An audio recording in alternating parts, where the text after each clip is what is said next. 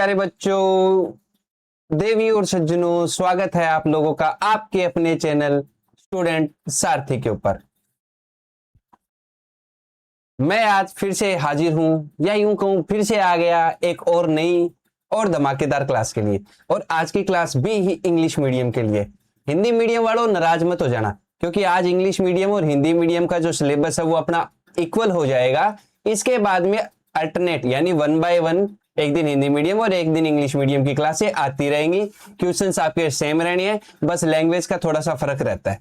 ठीक है, तो आप लोग भी ऐसे मत सोचना कि सर हिंदी मीडियम को तो बोल ही गए, बस इंग्लिश मीडियम ही चल रहा है। नहीं, ऐसा नहीं है। तुम भी मेरे राज दुलारे हो, लाडले हो सारे। पढ़ाई भी अच्छे से चल रही होगी, मजे में हो, तबीयत वगैरह भी ठीक होगी। गर्मी ज्यादा है ना, थोड़ा ध्यान रखा करो।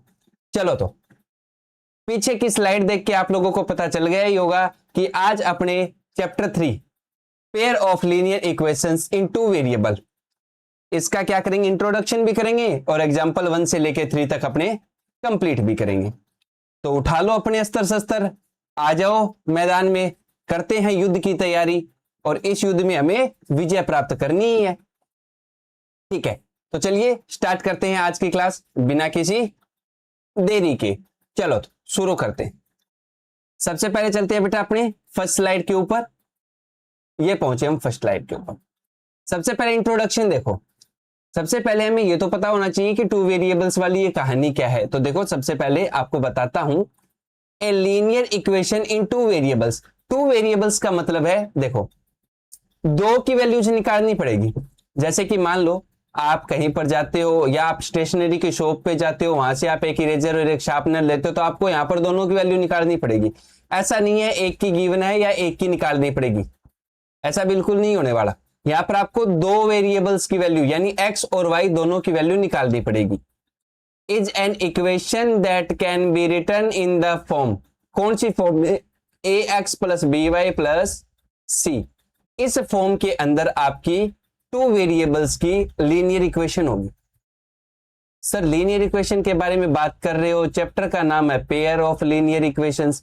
पेयर का मतलब दो इक्वेशन जब एक साथ आ जाएंगी। ठीक है, उसका भी अपने बस थोड़ी देर में आ रहा है मामला से। देखो, यहां पर A and B and C are real numbers. A और B are not both zero. A और जो बी है वो दोनों आपके क्या नहीं हो सकते, जीरो नहीं हो सकते। क्यों नहीं हो सकते, हम तो जीरो के इक्वल करेंगे। कर दो, ए एक्स, ए की वैल्यू जीरो रख दो तो ये वाली टर्म समाप्त हुई। यहां पर बी वाई प्लस सी, एक ही वेरिएबल बचा, एक ही वेरिएबल बचा। क्या टू वेरिएबल्स रहे? नहीं रहे, यानी ए और बी को आप जीरो नहीं ले सकते, इस बात का ध्यान रखना।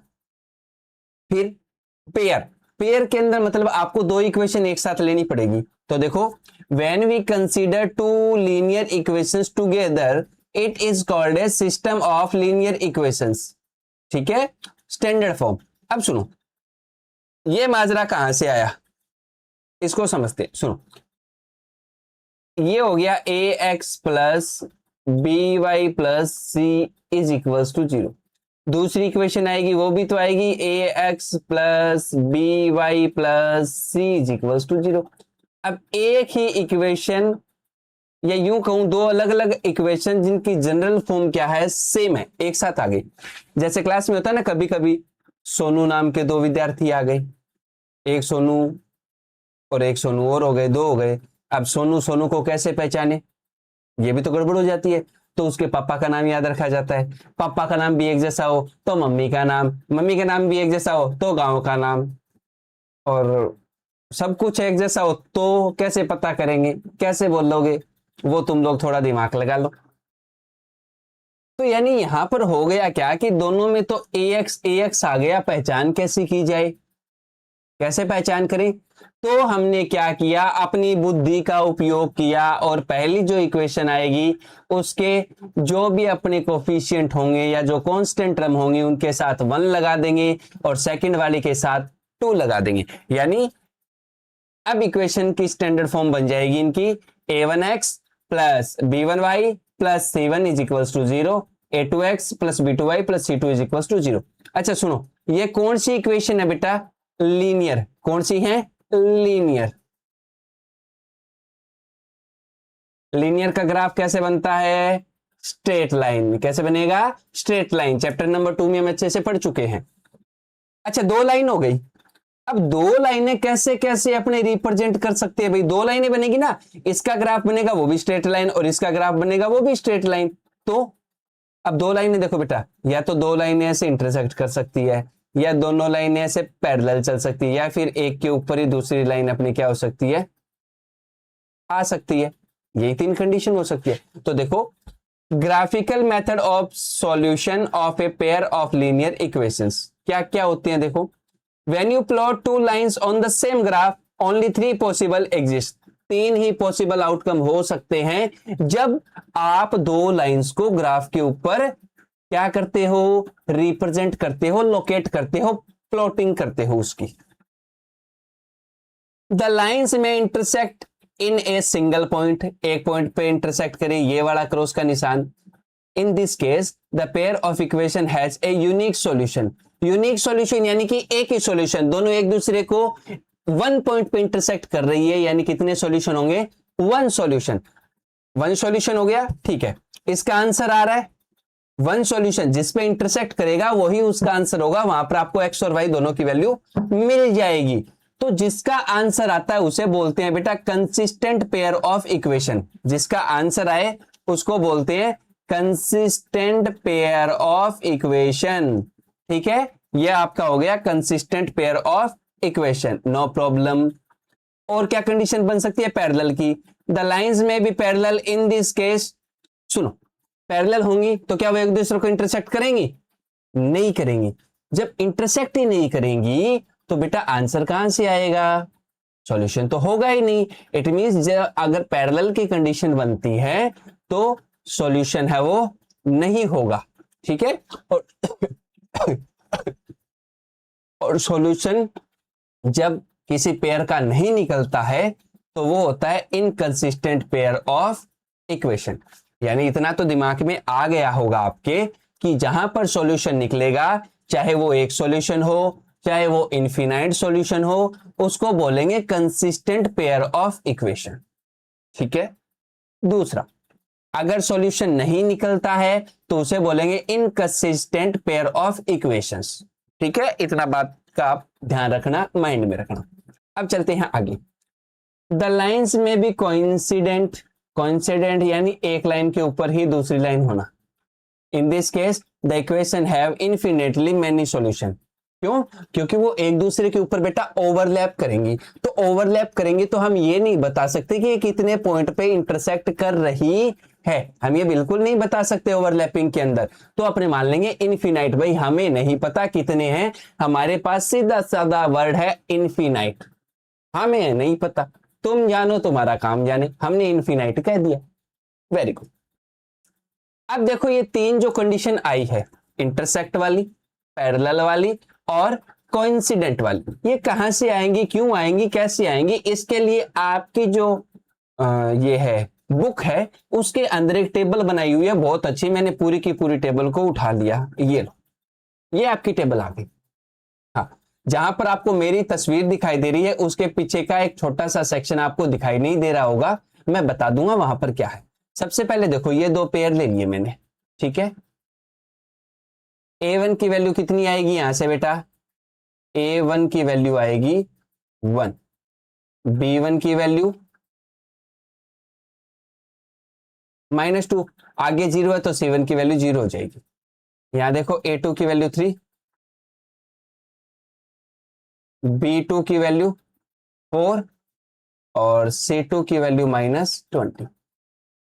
चलो करते हैं, रेशियो निकालते हैं। A1 बाय A2 लिखो।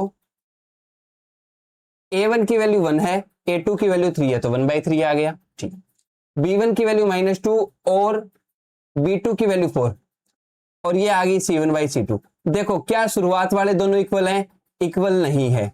अगर शुरुआत में ही इक्वल नहीं है तो क्या कंडीशन बनती है? A1/A2 not equals B1/B2। Equal नहीं है इनका रेशो। ये कंडीशन जब आपको दिखाई दे A1/A2 नॉट इक्वल्स B1/B2, इसका मतलब इंटरसेक्ट करेंगी लाइंस। लाइंस आपकी क्या करेंगी?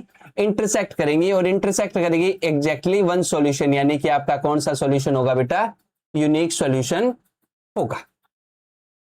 यानी आपको ये पूछ ले कि बेटा यूनिक सॉल्यूशन की क्या कंडीशन होती है पेयर ऑफ लीनियर इक्वेशन में, तो आपको बताना है कि सर यूनिक सॉल्यूशन की कंडीशन होती है a1 by a2 not equals b1 by b2, ये कंडीशन होती है। समझ में आ गई बात अच्छे से। अब चलते हैं बेटा आगे, सेकंड देखो, इसको छोड़ो एक बार, 2 नंबर को, 3 पे देखो, पहला नॉट इक्वल आ गया, ठीक है, मान लो ये इक्वल आ जाए और आगे वाला नॉट इक्वल आ जाए।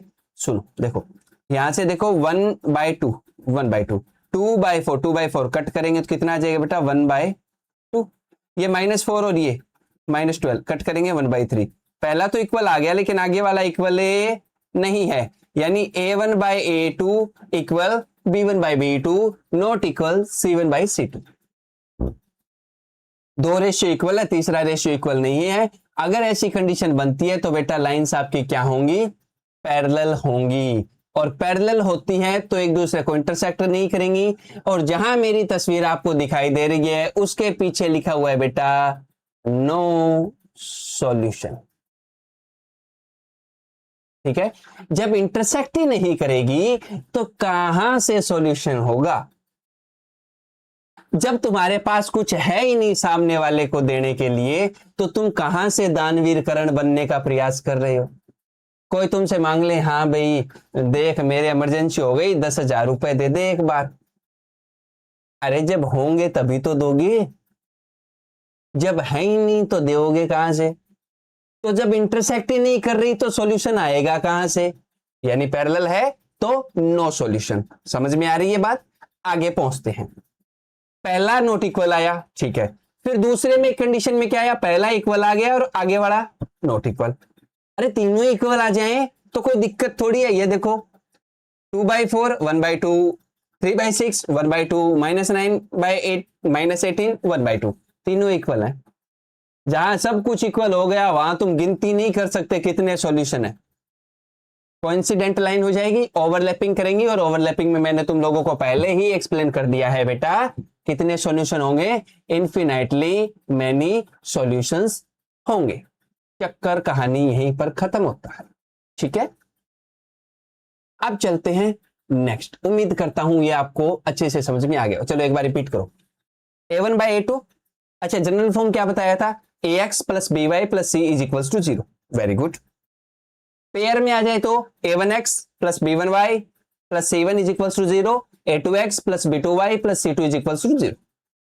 दो स्ट्रेट लाइन बनेगी लीनियर की, दो पेयर बन गए, एक पेयर बन गया तो दो लाइनें हो गई, दो लाइनें बनेगी। दो लाइनें कैसे कैसे रिप्रेजेंट करोगे, कैसे कैसे हो सकती है, क्या क्या कंडीशन बनती है, इंटरसेक्ट, पैरेलल, कोइंसिडेंट। इंटरसेक्ट कब करेंगे बेटा, जब a1 बाय a2 का रेशो नॉट इक्वल हो b1 बाय b2 के रेशो के, तो intersect. a1 by a2 equal हो जाए b1 बाय b2 के, नॉट इक्वल हो c1 बाय c2 के, पहला इक्वल दूसरा not equal, it means parallel. Parallel होगी तो इंटरसेक्ट नहीं करेगी, इंटरसेक्ट नहीं करेगी तो बेटा सॉल्यूशन भी नहीं होगा। वेरी गुड, बहुत अच्छे। अगर तीनों ही रेशियो इक्वल हो जाए तो लाइंस है वो कोइंसिडेंट होंगी और एक दूसरे के ऊपर ऐसे ओवरलैपिंग करेंगी। तो ओवरलैपिंग करेंगी तो कितनी जगह ओवरलैपिंग हो रही है, कितने पॉइंट्स पे हो रही है, उस लाइन पे पॉइंट्स कितने हैं, हमको कुछ आइडिया नहीं है। आइडिया नहीं है तो हम कह देंगे इनफाइनाइट सॉल्यूशन है। तुम्हारे मन में आए तो तुम गिन के देख लो, काउंटिंग कर लो, हमको ना ही पता, हमको तो इनफाइनाइट बताया था सर ने, हमने इनफाइनाइट लिख दिया। वेरी गुड, चलें आगे, move on to the next slide. Next slide हाजिर हो गई। अब इसको सॉल्व करने के मेथड देखो, method of solving to find the value of X and Y we generally use, क्या क्या यूज करते हैं, ग्राफिकल मेथड, यानी ग्राफ बना करके लाइन इंटरसेक्ट करेंगी, पैरेलल होंगी, कैसे होंगी, ये अपने ग्राफ बना के। दूसरा सब्स्टिट्यूशन मेथड। सब्स्टिट्यूशन मेथड क्या होता है, solving for one variable in term of the other, यानी एक वेरिएबल की वैल्यू फाइंड आउट करके दूसरे वेरिएबल के अंदर या दूसरी इक्वेशन के अंदर रख देते हैं या पुट कर देते हैं, तो बाद में उसका सॉल्यूशन निकालते। एलिमिनेशन, एक वेरिएबल को एलिमिनेट कर देंगे इक्वल करके कोफिशिएंट, ठीक है। एडिंग और subtracting equation two remove one variable, एक वेरिएबल का और पत्ता काट देंगे, consistent pair of linear equation क्या होता है? मैंने बताया था कंसिस्टेंट क्या होता है बेटा, जिसमें सॉल्यूशन आए। सॉल्यूशन दो ही कंडीशन में आते हैं, एक तो यूनिक सॉल्यूशन इंटरसेक्ट में, और एक इनफाइनाइटली सॉल्यूशन यानी कोइंसिडेंट लाइन में। देखो, A system of linear equations is called a consistent pair if it has at least one solution. कम से कम एक सॉल्यूशन होना चाहिए, कम से कम मिनिमम एक सॉल्यूशन होना चाहिए। Very good. In simple terms, if the two lines touches or overlap at any point on a graph, the system is consistent. This happen in two specific cases. दो cases में ये होता है, unique solution यानी intersecting line में two lines cross at exactly one point X and Y की वहां से वैल्यू आ जाएगी। This point is the only solution of the system. मैं पहले ही बता चुका हूं, एक पॉइंट पे इंटरसेक्ट करेगी तो आपका वो एक सॉल्यूशन हो जाएगा। इनफाइनाइटली मैनी सॉल्यूशंस में क्या होता है बेटा, the two lines lies exactly on top of each other. Since every point on the line is also on the other, there are infinite solution. एक लाइन है वो दूसरी लाइन पे ओवरलैपिंग कर जाएगी तो आपके सॉल्यूशन कितने होंगे, इनफिनिटली मैनी सॉल्यूशन हो जाएंगे। फिर देखो एग्जांपल, देखो एग्जांपल भी मैंने डाल रखा है। दो पेंसिल है और 3 इरेजर है, इनकी कॉस्ट कितनी है, 9 रुपीज। ठीक है, और 4 पेंसिल और 6 इरेजर है, इनकी कॉस्ट कितनी है, 80 रुपीज। मैं मान लेता हूं पेंसिल की कॉस्ट है वो तो x है और इरेजर की कॉस्ट y है, तो आपके दो स्टेटमेंट बन जाएंगे कि 2x + 3y = 9 रुपए दे के आया, और 4x और 6y को ऐड किया तो कितने दे गया, 80 रुपए दे के आया। ठीक है, ये था आपका बेटा चैप्टर 3 का बेसिक। ठीक है, समझ में आ गई बात। इसके बाद में हमको करने हैं एग्जाम्पल्स। उम्मीद करता हूं अच्छे से आज की क्लास तुम मन लगा के पढ़ रहे होंगे और तुमको अच्छे से समझ में आ भी रहा होगा। तुम लोग थोड़ा सा बताना कि एक मैं प्लान कर रहा था एक दिन थोड़ा सा लाइव आकर के और अपने थोड़ी बातचीत हो जाए तो काम बढ़िया हो जाए। कुछ इंपॉर्टेंट क्वेश्चंस है वो भी अपने उस दिन कर लेंगे। तो मेरे को बताना है कि कितने लोग इंटरेस्टेड है इस बात में कि अपने लाइव आकर के एक बार और इंटरेक्ट करें अच्छे से, अपनी एक बार क्लास थोड़ी सी और बढ़िया तरीके से अपने लाइव आकर भी करें। ठीक है, कमेंट जरूर करना और बताना मेरे को इस बारे में। ठीक है, आपके सजेशंस है वो बहुत इंपॉर्टेंट रहते हैं, बहुत ही ज्यादा इंपॉर्टेंट है। ठीक है, और अगर आपको आज की क्लास बढ़िया लग रही है, समझ में अच्छे से आ रहा है, तो बेटा लाइक शेयर और सब्सक्राइब भी कर दो चैनल को। अगर आप हमारे चैनल पे पहली बार आए हो तो सब्सक्राइब भी कर दो। क्लास को लाइक आप लोग कर ही दोगे। अगर आपको लगता है कि मेरा पढ़ाया हुआ आपके किसी मित्र को अच्छे से समझ में आ सकता है और उसका भी भला हो सकता है, तो क्लास को शेयर भी कर देना उसके साथ। क्यों? क्योंकि आप अपनी जल्दी जल्दी आगे बढ़ रहे हैं, 3rd चैप्टर में तो पहुंच ही गए अपने। अब आपके स्कूल से तो ब्रेक लग जाएगा, समर वेकेशन होने वाला है। अभी आपके फर्स्ट टर्म हो जाएंगे 13 से लेके 15 तक। उसके बाद में आपका समर वेकेशन, समर वेकेशन में अपनी तो क्लासें कंटिन्यू रहनी है। तो जब आपकी क्लास दोबारा स्कूल में स्टार्ट होगी तब तक आप 6-7 चैप्टर कर चुके होंगे और बाकी बच्चों से बहुत आगे हो जाएंगे। तो स्टडी अपनी कंटिन्यू रखें। फिर चलो चलते हैं नेक्स्ट स्लाइड के ऊपर। नेक्स्ट स्लाइड पे अपने को, हाँ तो देखो बेटा फर्स्ट एग्जाम्पल, एग्जाम्पल क्या कहता है, क्या कहता है एग्जाम्पल, सुनो बेचारे की बात। Check graphically whether the pair of equation, ये दो इक्वेशन दे रखी है अपने को, इज कंसिस्टेंट, क्या इसका आंसर आता है। कंसिस्टेंट का मतलब आंसर आएगा कि नहीं आएगा, ये आपको चेक करना है। किससे? ग्राफिकल से, ग्राफ बना करके। If so solve them graphically, अगर आता है या ये कंसिस्टेंट है तो बेटा इसको ग्राफ बना के सॉल्व करो। चलो करते हैं solution. To check whether the pair of equation is consistent graphically, we need to find at least 2 points for each equation. कम से कम 2 पॉइंट अपने को फाइंड आउट करने होंगे। Plot them and see where the lines go, और हमें देखना पड़ेगा कि लाइंस आपकी है वो कहां जाती है। ठीक है, find the points for the first equation, पहले इक्वेशन से पॉइंट निकालेंगे फ्रॉम इक्वेशन 1। ये अपनी इक्वेशन आ गई, ये इधर प्लस का 3y, ये इधर जाएगा तो माइनस का 3y। अपने क्या करेंगे, y की वैल्यू रखेंगे 0, ये टर्म 0 हो गई पूरी कंप्लीट, तो आंसर आ गया 6, यानी x की वैल्यू 6 और y की वैल्यू 0। Very good. अब y की वैल्यू रख देता हूं 2 रखता हूं तो 3 2 जा 6, 6 में से 6 जाएगा तो 0, तो x की वैल्यू तो आ गई 0 और y की वैल्यू 2। ये मैंने यहां पर आपको टेबल बना के और अच्छे से समझा रखा है। अब चलते हैं सेकेंड इक्वेशन के ऊपर। चलो पहले ये प्लॉट कर देते हैं, बाद में अपने क्या पता भूल ना जाए, ना भूल लेंगे तो नहीं।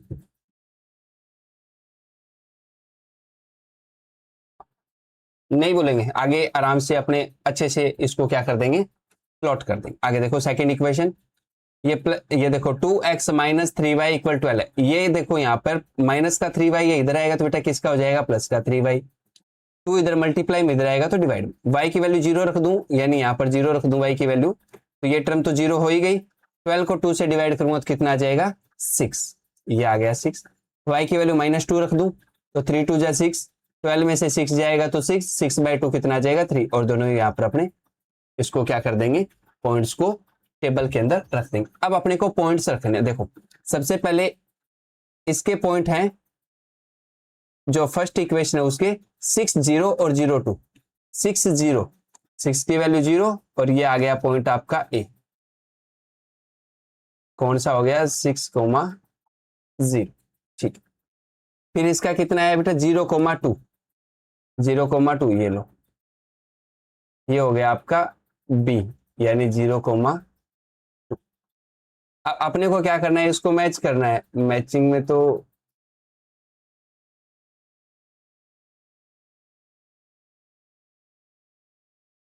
ये ऐसे स्ट्रेट लाइन आएगी आपकी, ठीक है।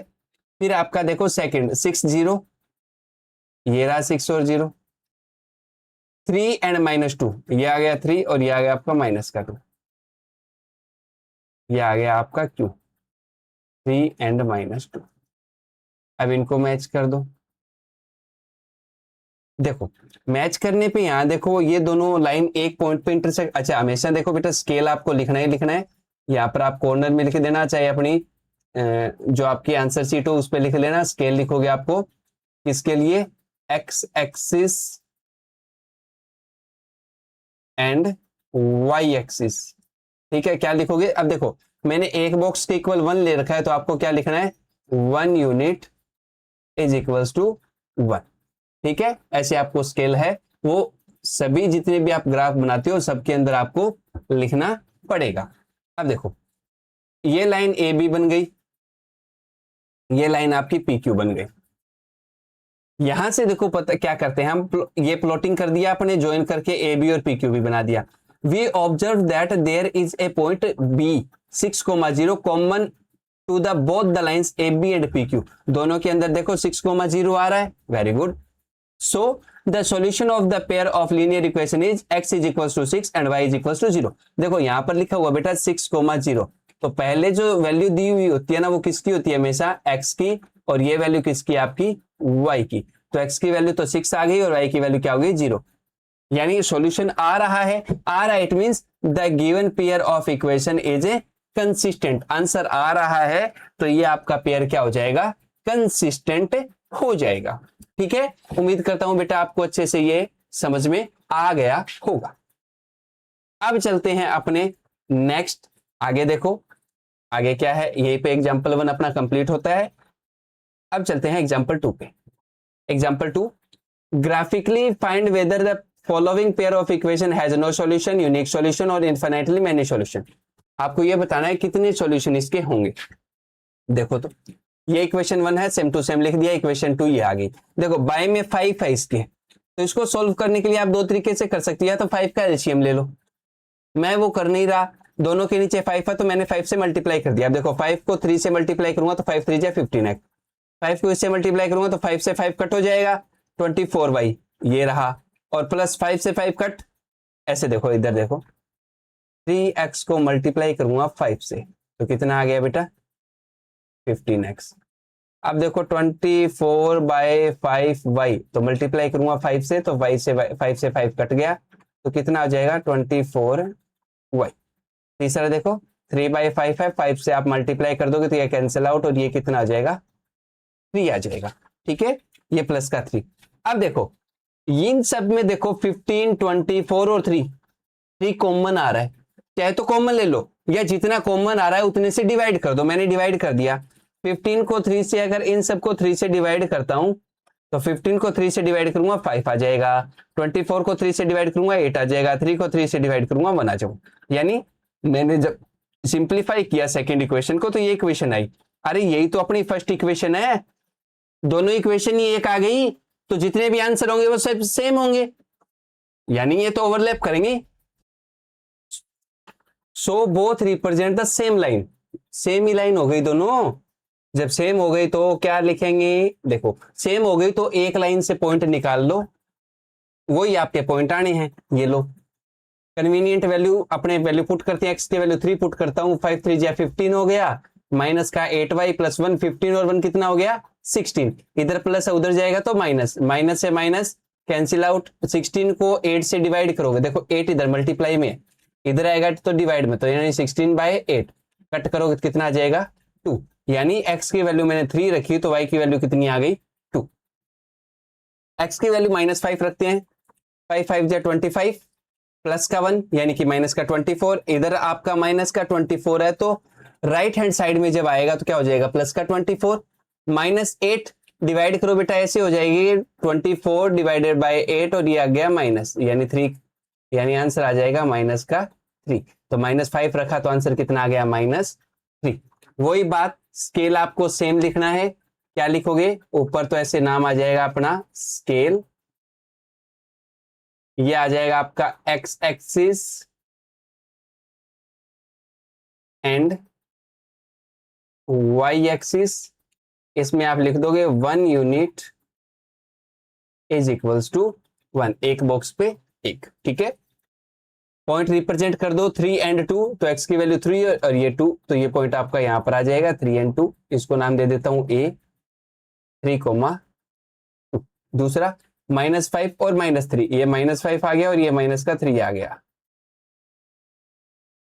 तो -5 और -3 दो पॉइंट आ गए, तो यही दोनों पॉइंट आपके चलने हैं, ऐसे ही आपकी लाइन बननी है सेम टू सेम, ठीक है। तो ये आपका क्या हो जाएगा ग्राफ बन जाएगा, जितने भी पॉइंट बनाओगे एक ही लाइन पे आने हैं सारे, कहीं कोई अलग नहीं आना है, यानी दोनों लाइन एक दूसरे के ऊपर बेटा ओवरलैपिंग करेगी, ओवरलैपिंग करेंगी तो देखो since both equations represented the same line the two lines overlap completely, overlap करेंगे कंप्लीटली, और ओवरलैप करती है कंप्लीटली तो कितने सॉल्यूशन होंगे बेटा इनफिनाइटली मैनी सॉल्यूशन हो जाएंगे, ठीक है।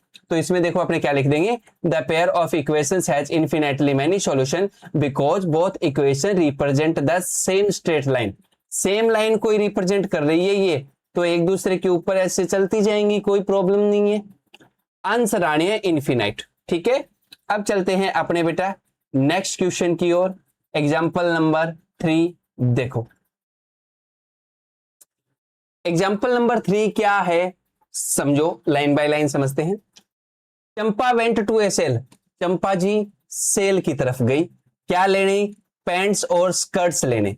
When her friends asked her, जब उसकी वो फ्रेंड ने पूछा कि हाँ भाई चंपा कहां से आ रही है, बोले मैं तो मार्केट से आ रही हूं, अब ये थोड़ी बताया कि मैं सेल में गई थी, है सरोजनी मार्केट, बोले मैं तो और ऐसे ही मार्केट जाके आई थी।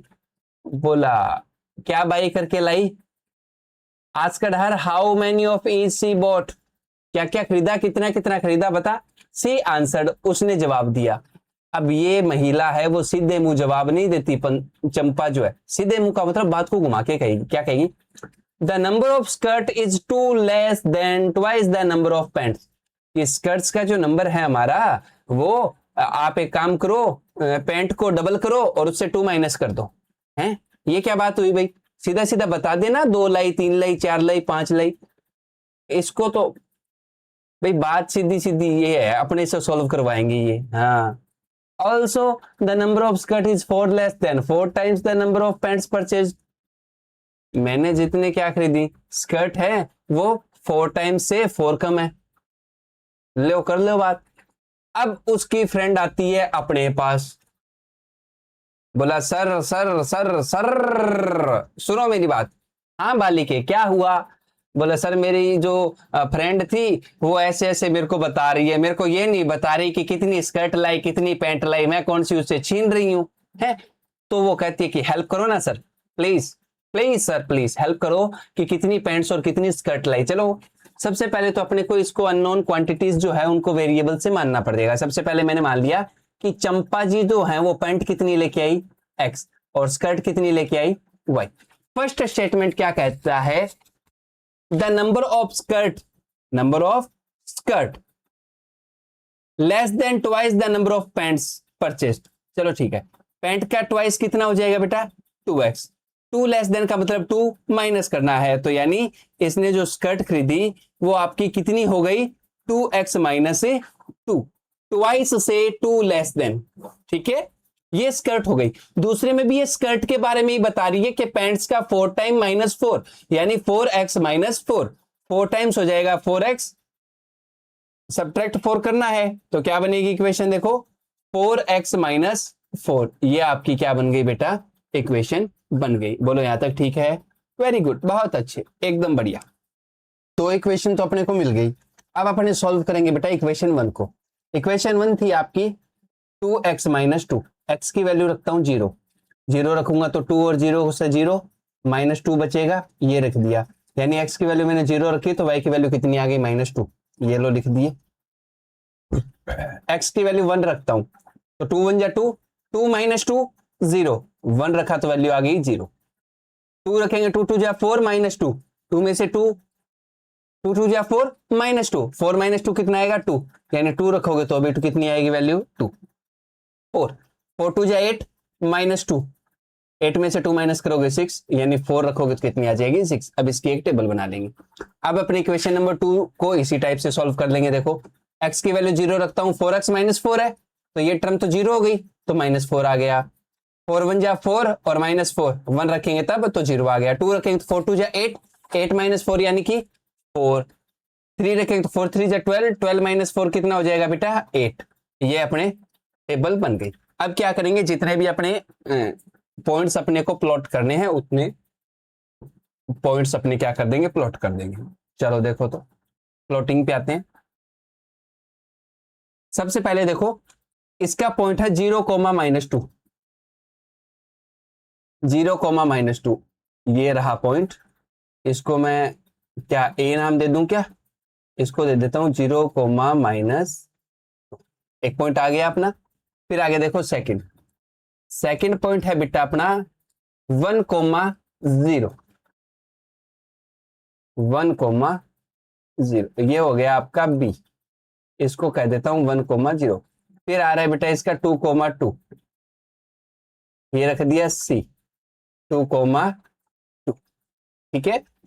फिर इसका आता है बेटा 4 एंड 6, तो ये आ गया 4 और ये आ गया आपका 6, इसको रख दिया डी 4 कोमा 6, इसको मैच कर दो।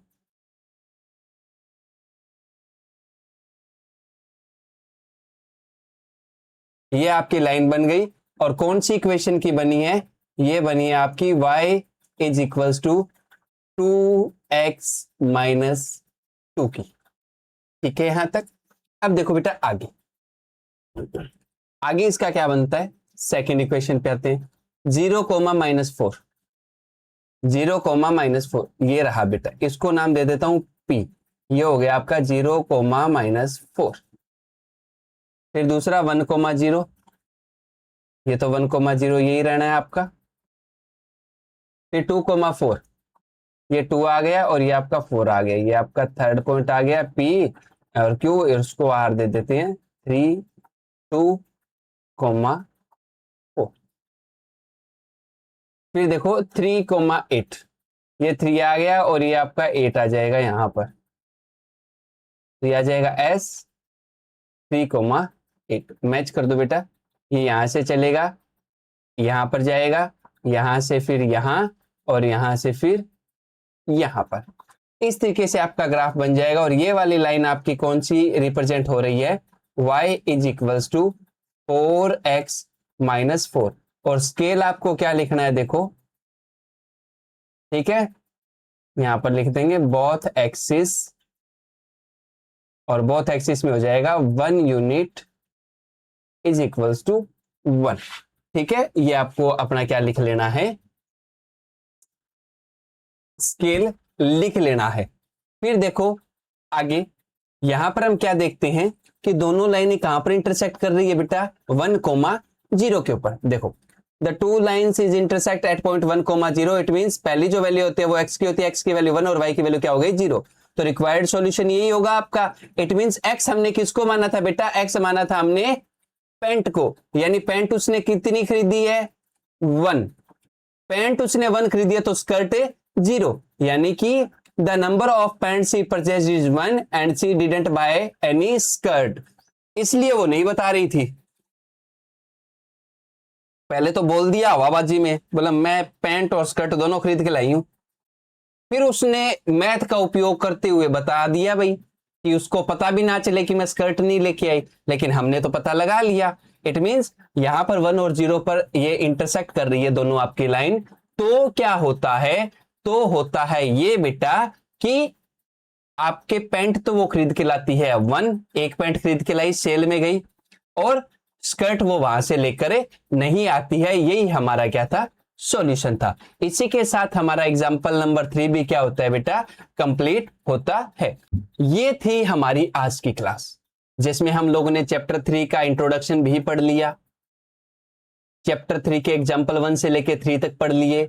मैंने अपनी तरफ से बहुत अच्छे से समझा दिया, आप लोगों ने भी अच्छे से समझने का प्रयास किया होगा और अच्छे से समझ में आए भी होंगे। अगर आज की क्लास में आप लोगों को मजा आया है और अच्छे से सब कुछ समझ में आया है तो बेटा लाइक करना मत भूलना, शेयर भी कर देना और एक अच्छा सा प्यारा सा कमेंट भी कर देना। आपके कमेंट्स वो बहुत वैल्यूएबल होते हैं, सजेशन मिलते रहते हैं। फिर देखिए आज की क्लास में तो अपना इतना ही मैटर है। अब आगे कल अपनी रहेगी 3.1। हाँ, आज अपन ने क्या कर दिया, हिंदी मीडियम और इंग्लिश मीडियम दोनों का सिलेबस इक्वल ला के खड़ा कर दिया। इतना हिंदी मीडियम को करवाया हुआ और इतना इंग्लिश मीडियम को करवा दिया। अब अपने अल्टरनेट डेज पर हिंदी मीडियम इंग्लिश मीडियम की क्लास चलती रहेगी। क्लास अपने चैनल पर अपलोड होती है 4 PM शाम को 4 बजे, ठीक है, ताकि आप लोग जब सो करके उठोगे तो आप आराम से क्लास को देख सकते हो। तो ठीक है बेटा, मिलते हैं next time, see you soon एक और धमाकेदार क्लास के साथ। बाय बाय, जय हिंद, जय भारत।